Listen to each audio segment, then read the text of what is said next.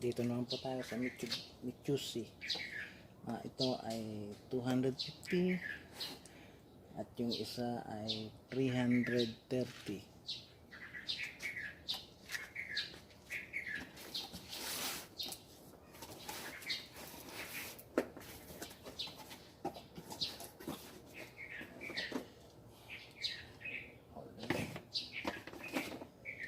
Ground, hindi siya heavy duty.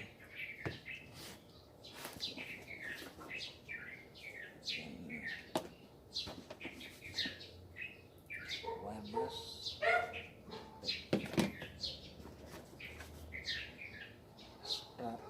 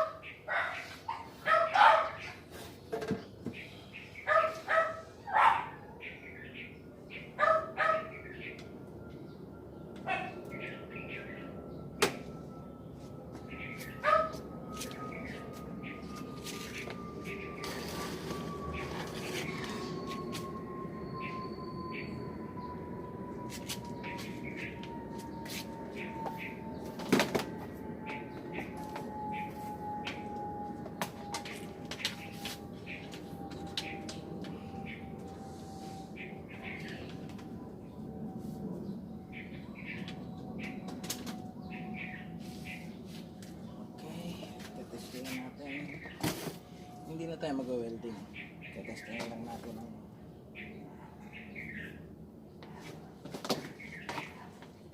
gumagana o hindi. Zero. Okay.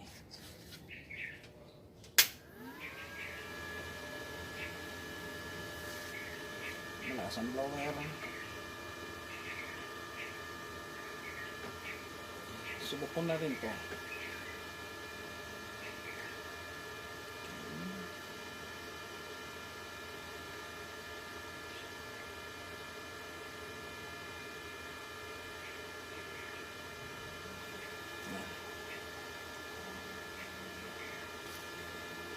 Mostly, pag gumagamit tayo, pinakamaganda na yung nasa gitna.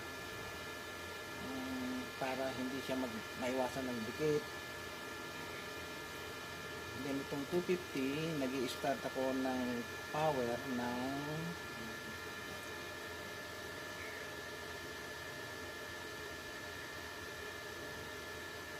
110, 2.5. Ito ha. Pag 200, nag-i-start naman ako ng 80, 90. Pag 300 naman, kailangan mo mag-start ng 130. Basta brand ng Mitsubishi.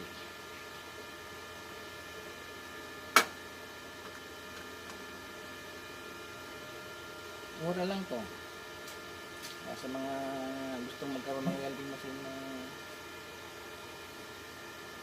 pang DIY, pang bahay, pwede rin palang paka. Wag lang sa mga practice na heavy welding.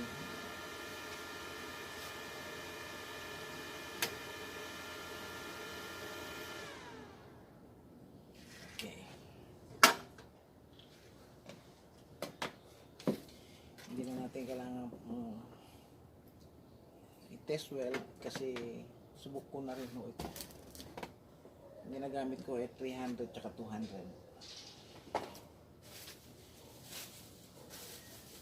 yung 200 at 300 amperes ay hindi pa ako pinahiya. Hindi nga lang 2 rated. Hindi gaya ng power craft, contender na 2 rated machine yun.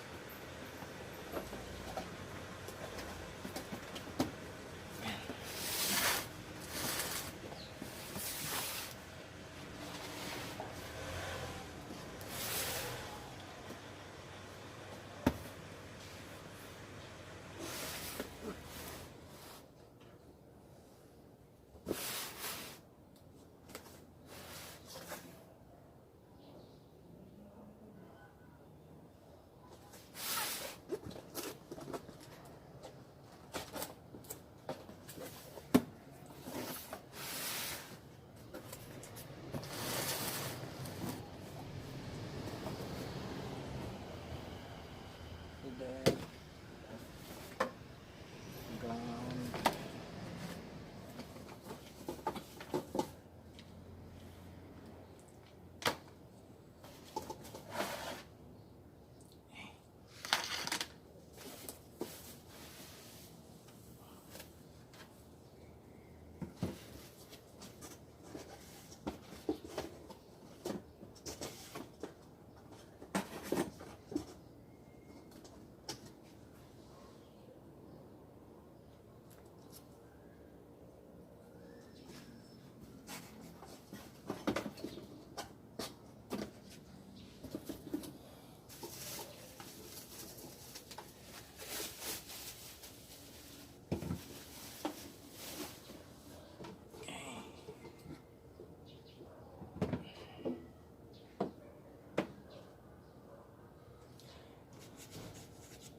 Wala siyang hot start.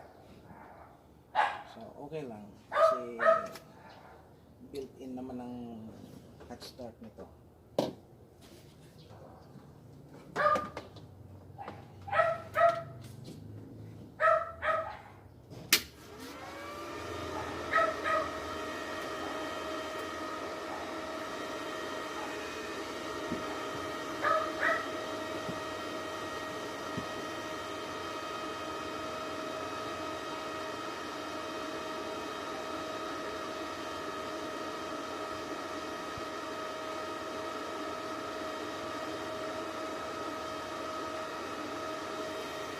Okay. 336 2.5 mili, kailangan mo ng 120, 130 full weld. Pag mga maninipis naman ang tubo, kailangan mo lang ng 100.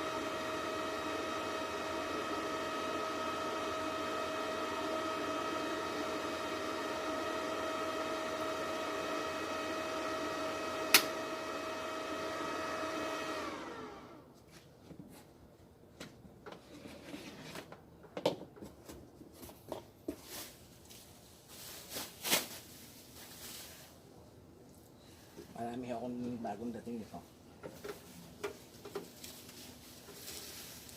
200 amperes, marami rin.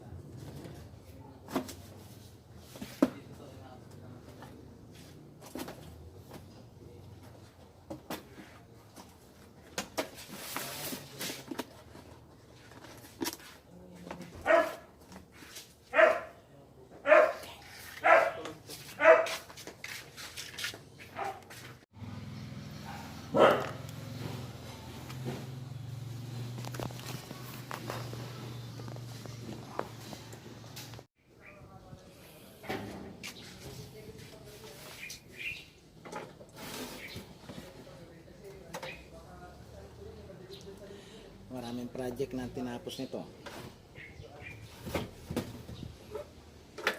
Hindi pumalya. At ito naman ang ating personal na TIG. At siya ho ang gumawa lahat ng stainless doon sa amin sa bahay. So, hindi siya pumalya kahit na isang beses. Ito po ay binili sa Saudi Arabia. Ang kasalukuyan, nandoon pa ho ako.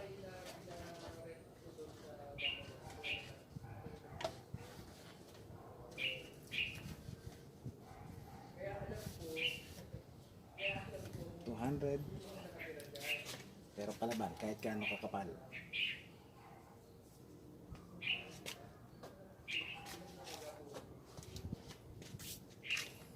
Kahapon napalaban ito sa sidecar alignment.